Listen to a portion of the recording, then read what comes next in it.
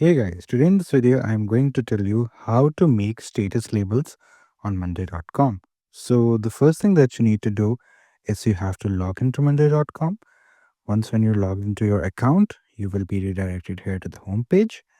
So in order to make status label, what do you need to do? You can open any board that you're working on. So I have a status label right here. Let's just make another one to show you.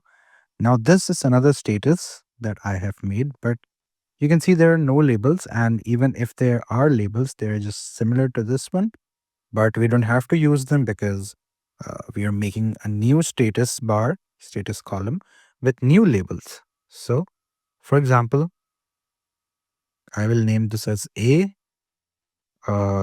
and this one as P, or what we can do is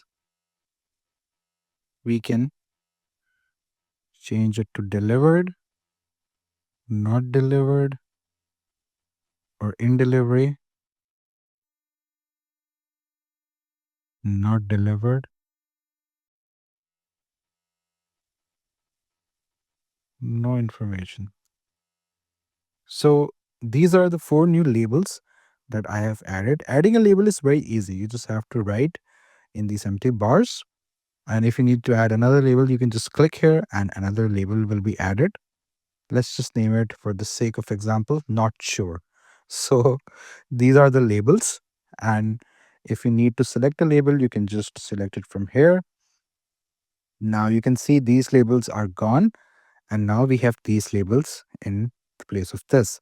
So we can write in delivery or not delivered because they're still working on it. Not delivered, uh, not delivered, done. So we can write either in delivery or delivered. We can go with delivered and not started. Let's just change it to done.